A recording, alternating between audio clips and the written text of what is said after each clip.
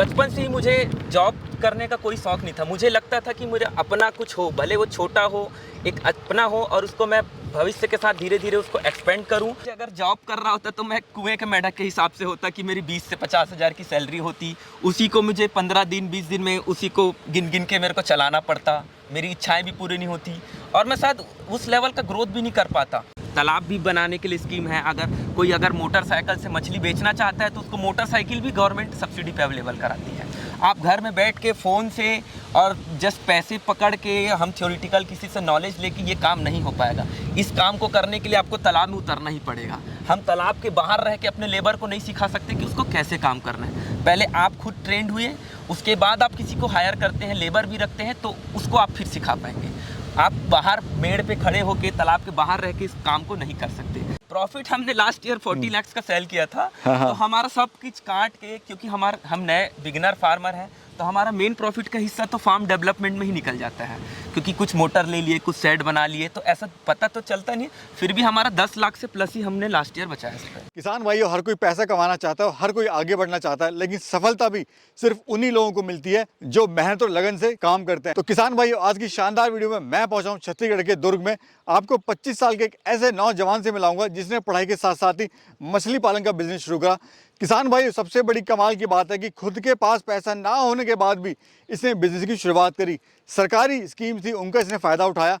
इसने जो शुरुआत करी, केवल 2 एकड़ से शुरुआत करी थी, आज इसके पास में 8 से 10 एकड़ में मछली पालन कर रहा है। तो किसान भाइयों, अगर आप भी मछली पालन करना चाहते हैं, इस इंडस्ट्री में अपना भविष्य तलाश रहे हैं, तो आज की वीडियो काफ़ी इंपॉर्टेंट होने वाली है, क्योंकि आज की वीडियो में हम आपको बताएंगे आप कैसे सरकार से सहायता लेके, मदद लेके इस बिजनेस की शुरुआत कर सकते हैं। तो चलिए फटाफट से आपको मिलवाते हैं तन्मय जी से और जानते हैं कि इस all over fish farming business के बारे में। भैया नमस्कार, कैसे हैं भैया? बहुत। तो भैया पहले तो अपना और अपने इस फार्म का परिचय दीजिए। पहले तो भैया, आप इतने दूर से दिल्ली से हमारे पास आए हमको कवर अप करने के लिए, तो उसके लिए मैं आपको बहुत धन्यवाद करता हूं। आप आपका चैनल देखते हैं, आप इतने अच्छे फैक्टफुल फार्मर्स तक ओरिजिनल नॉलेज आप फार्मर्स तक पहुंचाते हैं, जो कि नए फार्मर्स हैं। मुझे लगता है कि उनको ऐसे वीडियोज़ की बहुत आवश्यकता है, जो कि एकदम करेक्ट और सही नॉलेज आप ऐसे फार्मर्स को खोज के उनके अंदर से निकाल के नए बिगिनर्स तक पहुंचाते हैं। उसके लिए मैं आपको बहुत धन्यवाद करता हूं। और आप हमारे फार्म तक आए, उसके लिए आपको बहुत बहुत वेलकम है जी और स्वागत है। ये फार्म कहाँ पर है सर? ये फार्म बटंग, ग्राम बटंग, पाटन ब्लॉक, दुर्ग डिस्ट्रिक्ट में है, जो कि छत्तीसगढ़ का एक गाँव है, दुर्ग डिस्ट्रिक्ट के अंदर। अच्छा, एजुकेशन के बारे में सर थोड़ा सा बता दीजिए अपना। मेरा एजुकेशन, मैं बेसिकली एग्रीकल्चर सेक्टर से हूँ एंड मैंने बीएससी एजी IGKV रायपुर, इंदिरा गांधी कृषि विश्वविद्यालय रायपुर से अपना बीएससी कंप्लीट किया। देन उसको कंप्लीट करने के बाद मैंने अपना मास्टर्स एग्रीकल्चर बिजनेस मैनेजमेंट से अपना मास्टर्स कंप्लीट किया। आपने सर कहा कि जब मैं अपनी पढ़ाई कर रहा था, उसी दौरान आपने मन बना लिया कि मेरे को बिजनेस करना है, नौकरी नहीं करनी है, तो वो क्या सिस्टम था सर? कैसे आपको ये मन लगन लगी कि मेरे को बिजनेस करना है अपना? जब मेरी पढ़ाई चल रही थी, मैं फार्मर्स बैकग्राउंड से था, और जब मैंने अपना पढ़ाई कर रहा था तो पहले तो मुझे भी शौक़ था, मेरे घर वालों को भी एक सपना था कि मेरा बेटा पढ़ लिख के अच्छी नौकरी करे। बट मुझे बचपन से ही मुझे जॉब करने का कोई शौक़ नहीं था। मुझे लगता था कि मुझे अपना कुछ हो, भले वो छोटा हो, एक अपना हो, और उसको मैं भविष्य के साथ धीरे धीरे उसको एक्सपेंड करूं और लोगों के लिए कुछ कर सकूं और उनके लिए प्रेरणा स्रोत बनूं। तो पढ़ाई के समय मैंने बहुत सारे फील्ड को देखा, क्योंकि मैं एग्रीकल्चर सेक्टर से था, तो एग्रीकल्चर की सारी चीज़ें मुझे उस कैंपस में दिख जाती थी। तो मैंने मुर्गी का देखा, पिगरीज के बारे में देखा, डेयरी फार्मिंग का देखा, बट वो सब मुझे उतना इफेक्टिव और बहुत लेबरस चीज़ लगा। तो मैंने थोड़ा फिशरीज़ के बारे में सर्च किया, तो मुझे एक बेस्ट और मेरे लायक परफेक्ट बिजनेस लगा, जिसपे कि इतना ज़्यादा स्कोप है इन फ्यूचर। अभी हमारे स्टेट पे उतना अच्छा फिशरीज का सेक्टर अभी डेवलप नहीं है, बट यहाँ पे वाटर बॉडीज इतनी अच्छी है, लेबर है और डिमांड बहुत ज़्यादा है, तो मुझे ये बेस्ट सेक्टर लगा कि अपना फ्यूचर मैं इस पे दे सकूँ।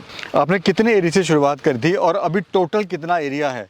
हम पढ़ाई के टाइम पे जब लॉकडाउन लगा, तो लॉकडाउन में हम सारे स्टूडेंट घर आ गए। घर आने के बाद हमारे पास कोई काम नहीं था, घर पे जस्ट फ़ोन चलाते थे। तो हमारा खेत जो था, तो हम शाम का टाइम, सुबह का टाइम हम अपने खेत पे ही व्यतीत करते थे। तो हमको लगा कि अभी खाली समय है, सब लॉकडाउन में सारी चीज़ें बंद है, तो हम अपने खेत पे कुछ हमको करना चाहिए। तो उस टाइम पे हमको सबसे आसान लगा कि हम एक तालाब बनाएं, जिस पे हम मछली पालन कर सकें। तो हम अपने घर के ही ट्रैक्टर से जस्ट डीजल ला के पूरे कोविड के टाइम पे हमने अपना 1 एकड़ का तालाब उसमें तैयार कर लिया। यानी कोविड का आपने फायदा उठा के, कोविड हमारे लिए टर्निंग पॉइंट था। ट्रैक्टर आपके पास था ही पहले से, हमारे पास था, जुनून था ही आपके पास में, और सरकार से आपको काफ़ी इसमें हेल्प मिली है, बहुत हेल्प मिली। वहाँ से शुरुआत हो गई काम की। जब हम कोविड के बाद जब हम स्टार्ट कर रहे थे तो हमको लगा हम अपने पैसे से, स्वयं के पैसे से बना रहे थे। तो उस टाइम पे जैसे हमको कहीं से मिला, नॉलेज मिला कि कुछ सब्सिडी होता है, कुछ स्कीम होता है। उस टाइम हम जब इसकी बात करते तो घर वालों को लगता था अरे सरकारी पैसा है, इसमें ऐसा कुछ नहीं होता। हमको भी लगा कि सरकार से पैसा लेना ये आसान चीज़ तो है नहीं, और हम तो ठहरे बच्चे, उसका एक अलग पैरामीटर होता है, मेजरमेंट होता है, तो हमको उसके बारे में अंदाज़ा नहीं था। हम उस टाइम पे अपने दिमाग से, अपने डायरेक्शन में जैसा भी हो, हमने काम अपना स्टार्ट किया। बाद में तालाब बनने से पहले हमने कुछ अधिकारियों से संपर्क किया, वो आए, पहले उनको लगा कि ये बच्चा है, ठीक है आप बनाइए, हम आपको करेंगे। बट जब काम कंप्लीट हुआ, पूरे प्रोजेक्ट हमने जमा किए, तो हमको फिर उस 1 एकड़ के लिए 60% के रेशियो से सब्सिडी मिला, जिससे हमारा 90% खर्चा हमको वहीं पे वापस रिटर्न मिल गया।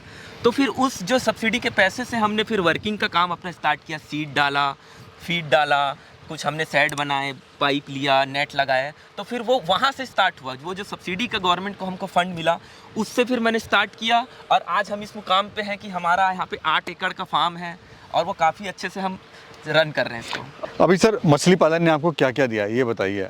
अगर आप जॉब कर रहे होते और अभी कहाँ पे आप अपने आप को खड़ा पाते हैं और क्या क्या दिया? मैं अगर जॉब कर रहा होता तो मैं कुएं के मेढक के हिसाब से होता कि मेरी 20 से 50 हज़ार की सैलरी होती, उसी को मुझे 15 दिन 20 दिन में उसी को गिन गिन के मेरे को चलाना पड़ता, मेरी इच्छाएं भी पूरी नहीं होती, और मैं शायद उस लेवल का ग्रोथ भी नहीं कर पाता। तो मछली पालन में ऐसा है कि मैंने पहले शुरुआत में बहुत दिक्कत आई।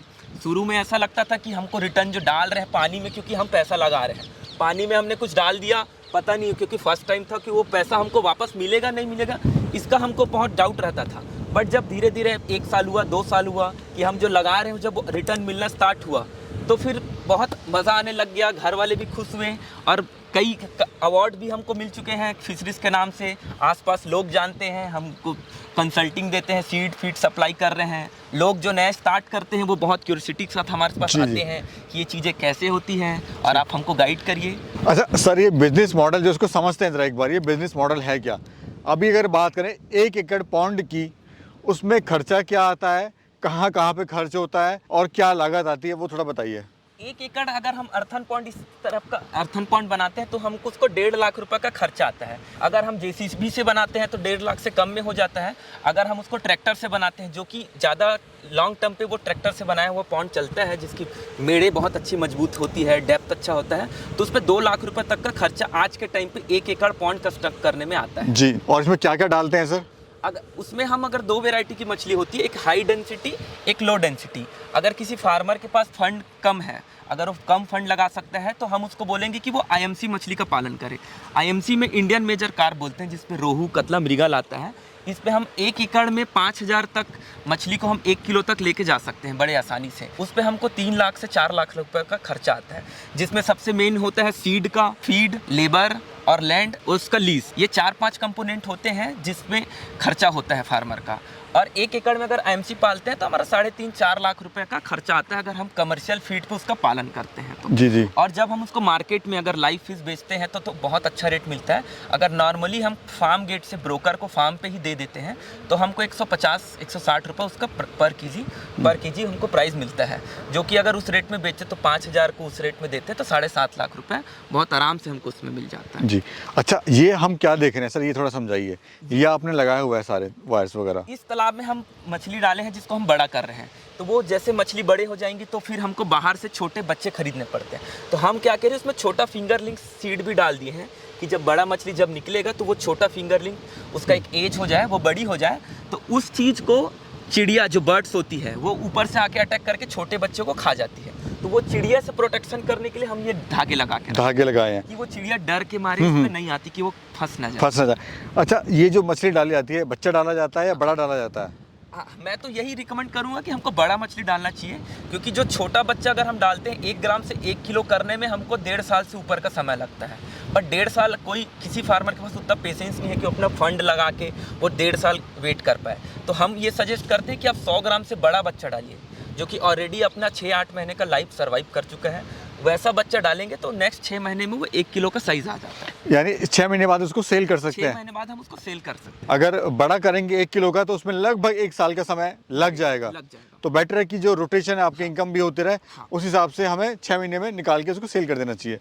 क्या रेट का मिलता है बच्चा सर, और कहाँ से मिलता है ये? रेट अब वो अलग अलग हैचरीज पे और हम कहाँ किस जगह से हम बच्चा हम ले रहे हैं उसके ऊपर डिपेंड करता है।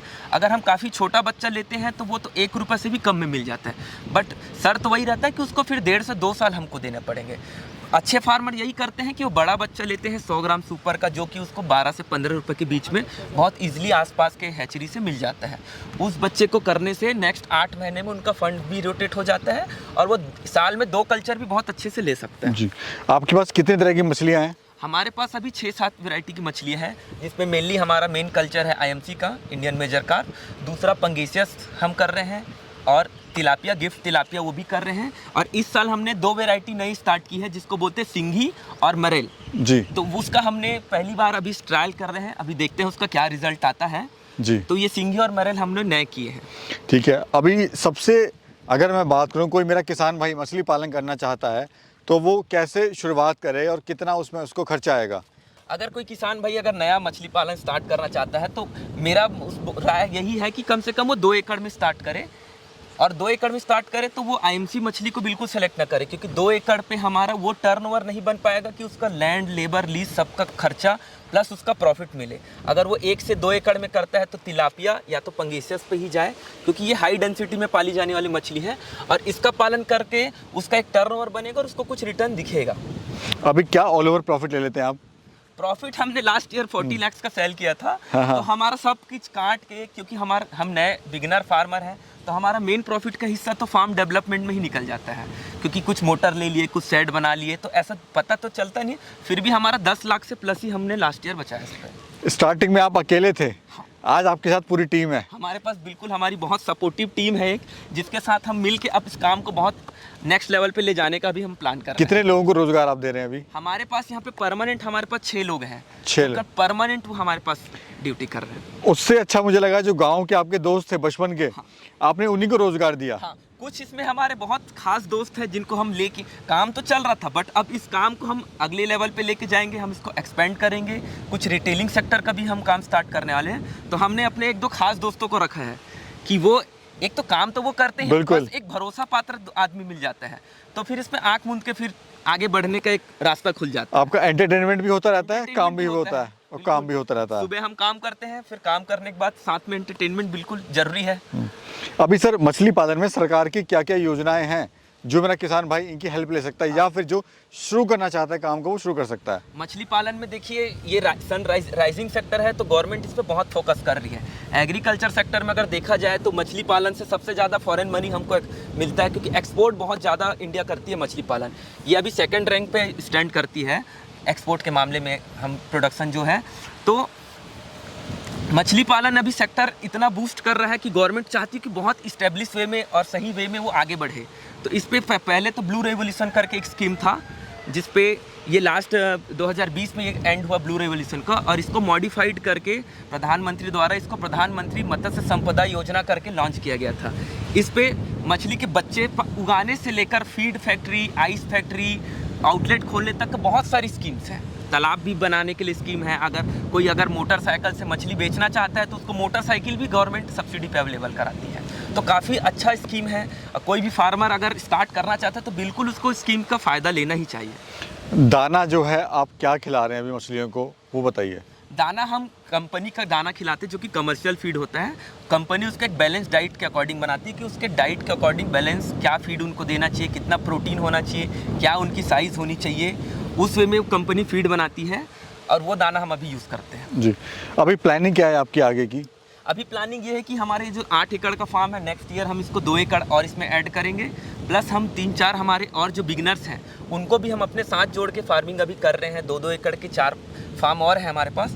और नेक्स्ट 6 मंथ में हम अपना एक आउटलेट भी खोल रहे हैं, जहाँ पे फार्म से हम लाइव फिश आउटलेट तक पहुँचाएंगे और वहाँ पे लाइव फिश हम कस्टमर को सेल करेंगे। जी, हमारे जो दर्शक सर देख रहे हैं, जो कुछ करना चाहते हैं और जॉब कर रहे हैं या फिर कुछ अपना स्टडी वगैरह कर रहे हैं, उन दर्शक भाइयों के लिए आप क्या कहना चाहते हैं? उनके लिए मैं यही कहना चाहूँगा कि अगर वो फिशरी सेक्टर चूज़ करते हैं तो काफ़ी बहुत ज़्यादा इसमें संभावनाएं हैं। इसमें ये ज़रूरी नहीं कि आपको बस मछली पालनी है, आप इसमें रिटेलिंग का काम करिए, फीड का काम करिए, सीड का काम करिए, आप कोई भी काम इस पर कर सकते हैं। सभी चीज़ों में बहुत स्कोप है।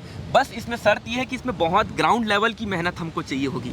आप घर में बैठ के फ़ोन से और जस्ट पैसे पकड़ के हम थ्योरेटिकल किसी से नॉलेज लेके ये काम नहीं हो पाएगा। इस काम को करने के लिए आपको तालाब में उतरना ही पड़ेगा। हम तालाब के बाहर रह के अपने लेबर को नहीं सिखा सकते कि उसको कैसे काम करना है। पहले आप खुद ट्रेंड हुए, उसके बाद आप किसी को हायर करते हैं, लेबर भी रखते हैं, तो उसको आप फिर सिखा पाएंगे। आप बाहर मेड़ पे खड़े होकर तालाब के बाहर रह के इस काम को नहीं कर सकते। शुरुआत में आपको पानी के अंदर उतरना पड़ेगा और बहुत मेहनत इस पे लगती है। मछली पालनी है तो पानी में घुसना ही पड़ेगा। नहीं पड़ेगा। दोस्तों, ये थे हमारे साथ रोहित वर्मा जी, जिन्होंने बहुत ही अच्छी जानकारी दी और कैसे इन्होंने स्टार्टअप किया पढ़ाई के साथ साथ ही। तो दोस्तों, अगर आप भी कुछ इस तरह का बिजनेस करना चाहते हैं तो पहले पूरी जानकारी लीजिए। सरकारी विभाग से अगर कोई हेल्प चाहते हैं तो वहाँ पे आप जाइए और किसी अच्छे फार्मर का सहयोग करिए, ताकि आपको अगर कोई भी दिक्कत आती है तो आप उसका सामना बड़ी आसानी से और बहुत सफलतापूर्वक कर सकें। वीडियो कैसे लगी कमेंट सेक्शन में बताइएगा ज़रूर। मिलेंगे फिर को खूबसूरत यात्रा में, फिर को खूबसूरत जर्नी में। तब तक के लिए नमस्कार।